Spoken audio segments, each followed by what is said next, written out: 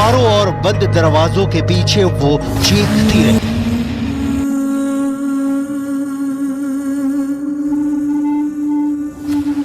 India के कोलकाता शहर में 9 अगस्त 2024 की सुबह एक ऐसी खबर सामने आती है जो पूरे देश को हिलाकर रख देती है।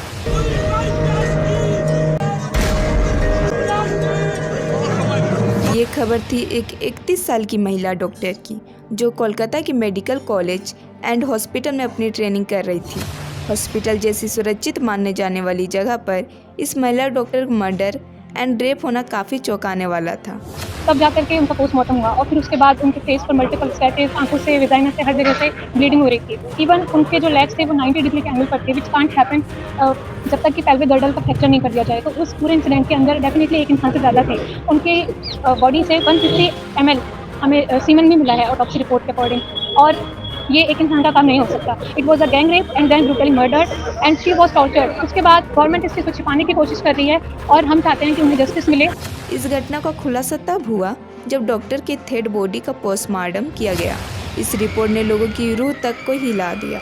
कोलकाता में ट्रेनिंग डॉक्टर के साथ रेप की वारदात ने देश भर को हिला कर रख दिया है। लोग गुस्साए हुए हैं। इस दौरान कई चौंकाने वाले खुलासे हो रहे हैं, क्योंकि ये मामला सिर्फ एक मर्डर का नहीं था, बल्कि इससे कई ज़्यादा खौफनाक केस था। पोस्टमार्टम रिपोर्ट में खुलासा हुआ कि उस डॉक्टर की हत्या गला घोट कर की गई थी, इतनी ताकत से कि उनका थायराइड कॉन्स्टेंस तक टूट गया था। इस हत्या के पहले डॉक्टर ने अपनी जान बचाने के लिए कोशिश किया था।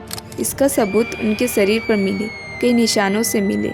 सबसे डरावना सच तब सामने आया जब डॉक्टर के प्राइवेट पार्ट्स पर घाव के निशान पाए गए। इससे साफ हुआ कि ये सिर्फ मर्डर का मामला नहीं था, बल्कि ये रेप के बाद किया गया एक खौफनाक हत्याकांड था। हॉस्पिटल के परिसर में इतनी बड़ी घटना हो जाती है और किसी को कानों कान खबर तक नहीं होती। क्या उस रात कुछ ऐसा हुआ था जिसे जानकर आप गुस्से से बौखला जाओगे? क्या वह कोई और था जिनसे शुक्र घटना को अंजाम दिया? और अगर था तो आखिर कौन था? इन्हीं सवालों के जवाब खोजते हुए हम आज की इस वीडियो में आपको बताएंगे कि आखिर क्या हुआ था उस रात। इस मेडिकल कॉलेज के शांत माने जाने वाले परिसर में जब आपको सच का सामना होगा तो यकीन मानिए आपके भी रोंगटे खड़े हो जाएंगे। मैं यहाँ पर उन फीमेल डॉक्टर को श्रुति नाम से रेफ़र करने वाली हूँ एंड उनका रियल नेम नहीं है, सो कंफ्यूज मत होना।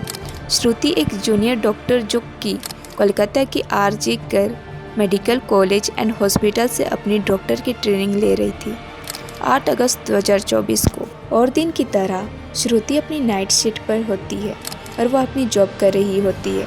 तभी रात के 11 बजे उन्हें अपनी मदर का फ़ोन आता है, जैसे कि हर दिन आता था, क्योंकि पेरेंट्स को तो अपने बच्चों की चिंता हमेशा होती है। श्रुति की मदर उनसे पूछती है कि क्या तुमने खाना खा लिया और तबीयत वगैरह तो ठीक है तुम्हारी, जिसकी रिप्लाई में श्रुति बोलती है कि उनकी तबीयत एकदम ठीक है और वह बस अभी कुछ पेशेंट्स को देखने जा रही है, जिसके बाद वो अपनी कॉलिंग के साथ बैठकर खाना खाएंगे। अपनी मदर से बात करने के बाद श्रुति पेशेंट्स को देखने राउंड पर निकल जाती है।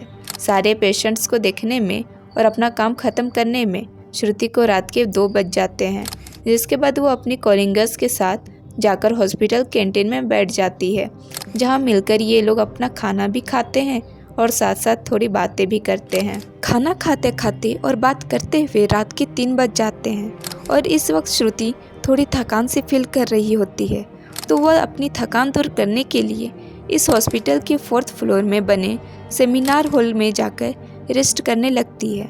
श्रुति के रेस्ट करते करते सुबह के 7:30 बज जाते हैं, पर वो तब भी इस सेमिनार हॉल से बाहर नहीं आती, जो कि काफ़ी ज़्यादा अनयूजुअल था, क्योंकि श्रुति कभी भी 1 घंटे से ज़्यादा ब्रेक नहीं लेती थी।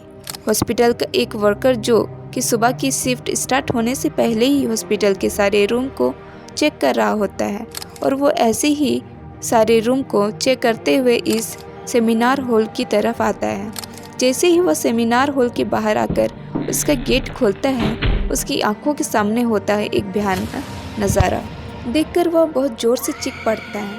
इस वर्कर की चीख सुनकर आसपास के लोग वहाँ इकट्ठा होने लगते हैं और देखते हैं कि सेमिनार हॉल के अंदर श्रुति की बॉडी बिना कपड़ों के पड़ी हुई है और उसकी बॉडी पर कुछ ब्लड के निशान भी हैं। यहाँ खड़े सब लोगों के लिए यह एक ड्रामा से कम नहीं था, स्पेशली दूसरी फीमेल डॉक्टर्स एंड वर्कर्स के लिए, क्योंकि उन्होंने अपनी आंखों के सामने ऐसा नज़ारा पहली बार देखा था, वो भी हॉस्पिटल प्रेमिसेस के अंदर।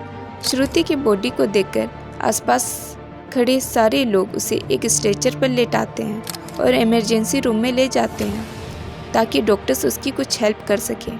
काफ़ी देर तक डॉक्टर्स के स्ट्रगल करने के बाद भी एंड श्रुति कुछ घंटों के बाद अपना दम तोड़ देती है। हॉस्पिटल में कुछ लोग थे जो कि इस मर्डर एंड रेप केस को एक नॉर्मल जैसा दिखाने की कोशिश कर रहे थे। It was a gang rape and then brutally murdered and she was tortured. उसके बाद गवर्नमेंट इस चीज़ को छिपाने की कोशिश कर रही है और हम चाहते हैं कि उन्हें जस्टिस मिले, और जब तक उस चीज़ का मतलब पूरा वो नहीं हो जाता, न्याय नहीं मिल जाता, तब तक ये जो हड़ताल है चलती रहेगी। और इसीलिए पूरे देश के जितने भी डॉक्टर्स हैं वो उनके समर्थन में हैं। We want justice just because कि वो इस हॉस्पिटल का नाम बचा सके। बट जब पोस्टमार्टम रिपोर्ट्स आती है तो सब दूध का दूध और पानी का पानी हो जाता है। इन रिपोर्ट्स से साफ साफ पता चलता है कि श्रुति के साथ किसी ने ज़बरदस्ती गलत हरकत करने की कोशिश करी।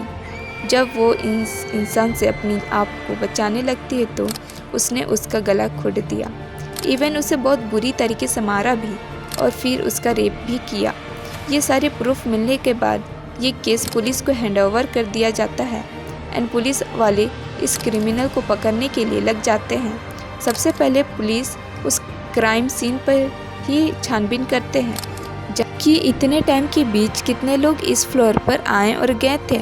इन सीसीटीवी फुटेज को चेक करने के बाद ये पता चलता है कि टोटल 6 लोग इस फ्लोर पर आए और गए थे।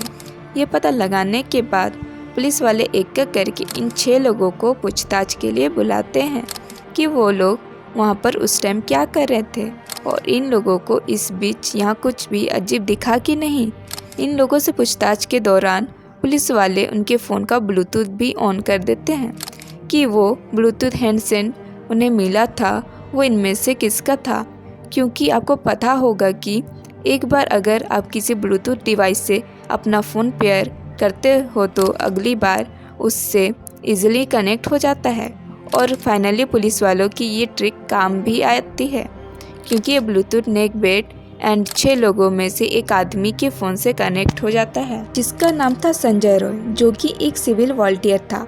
सिविल वॉलंटियर वो लोग होते हैं जो कि पुलिस के अंडर काम करते हैं और उनकी हेल्प करते हैं छोटे मोटे कामों को मैनेज करने में। लाइक अपने बहुत सारे फेस्टिवल्स, अनऑथोराइज्ड पार्किंग या भीड़ भाड़ वाले एरिया में देखा होगा कि कुछ ब्लू कलर की यूनिफॉर्म पहनकर ऑफिसर खड़े रहते हैं, जिनका काम होता है कि विदाउट एनी रीज़न कहीं पर भी ज़्यादा काउंट इकट्ठा ना हो। तो अब पुलिस वालों को अपना पहला कातिल मिल चुका था, जिसके बाद वो संजय रॉय से और गुस्से से पेश आने लगते हैं। बट संजय रॉय पुलिस वालों की किसी बात का भी जवाब नहीं दे रहा होता है, क्योंकि वह काफ़ी ज़्यादा नशे की हालत में था। इस बीच पुलिस वाले संजय का फ़ोन भी चेक करते हैं, जिसमें उन्हें भर भर के फोनोग्राफिक कनेक्ट मिलते हैं, जिनसे उनका शक यकीन में बदल चुका होता है। संजय ही श्रुति के मर्डर का मेन कल्प्रिट है। इसके बाद पुलिस वाले संजय रॉय को और ज़्यादा डराने लगते हैं एंड फाइनली वो डर कर अपना गुनाह कबूल भी कर लेता है कि उसने ही श्रुति को मारा है और उसका रेप किया है। ये पता लगते ही कुछ पुलिस वाले और फ्रियोस कलेक्ट करने संजय रॉय के घर जाते हैं, जहाँ पर उन्हें एक शव मिलता है जिसके ऊपर कुछ खून जैसे ही धब्बे थे। तो पुलिस वाले उसका सैंपल कलेक्ट कर लेते हैं। थोड़ी और तलाशी लेने पर पुलिस वालों को संजय के घर के बाहर कुछ कपड़े सूखते हुए दिखते हैं, और ये वही कपड़े थे जो कि उस दिन संजय ने पहने थे, क्योंकि ये सब सीसीटीवी कैमरा में कैप्चर हो गया था, जिसे जाहिर था कि संजय ये प्रूफ मिटाने की भी कोशिश कर रहा था।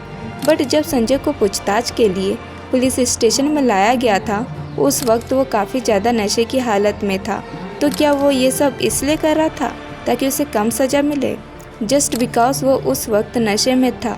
बाद में जब पुलिस वाले उस शर्ट पर लगे ब्लड सैंपल्स को चेक करवाते हैं तो वो भी श्रुति के ब्लड से मैच हो जाता है, which was a solid proof against human. सारी रिपोर्ट्स एंड डिटेल्स को एक साथ कंबाइन करके पुलिस वालों को पता चलता है कि उस रात संजय रॉय काफ़ी ज़्यादा नशे की हालत में था और वो रात के 11 बजे हॉस्पिटल में एंटर करता है। संजय अक्सर एक हॉस्पिटल में नाइट शिफ्ट किया करता था, तो उसे यहाँ की काफ़ी अच्छी नॉलेज भी थी कि कहाँ पर कैमरा और कहाँ पर नहीं। तो वो आराम से इस हॉस्पिटल के 4th फ्लोर पर जाकर बैठ जाता है, क्योंकि वो नहीं चाहता था कि कोई उसे ज़्यादा नशे की हालत में देखे, वरना वो अपनी जॉब से हाथ धो सकता था। 4th फ्लोर पर आते ही वो अपना आराम से सो जाता है। जब उसकी आंखें खुलती है तब तक सुबह के 3 बज चुके थे। तभी संजय की नज़र श्रुति पर पड़ती है, जो कि रेस्ट करने सेमिनार हॉल में जा रही थी। श्रुति को अकेला देखकर संजय के इरादे बिगड़ने लगते हैं। वो पहले काफ़ी देर तक इस फ्लोर के चक्कर लगाने लगता है, ये कंफर्म करने के लिए कि कोई यहाँ पर ज़्यादा आ तो नहीं रहा। जब उसे लगता है कि हाँ उसका रास्ता साफ है तो 4 बजे सेमिनार हॉल के अंदर एंटर करता है और फिर वहाँ से 4:45 पर बाहर आता है।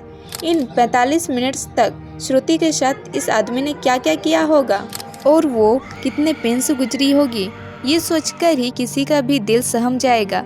स्पेशल श्रुति के पेरेंट्स, जिन्होंने इतनी उम्मीद से और सेक्रीफाइस करके अपनी बच्ची को डॉक्टर बनाने भेजा था, एंड श्रुति अपने पेरेंट्स की अकेली बेटी थी, तो उनके लिए तो किसी सदमे से कम नहीं होगा।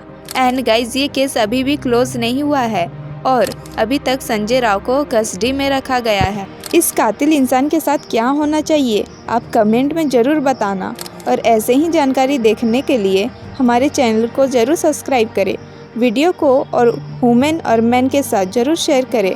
जय हिंद, जय भारत।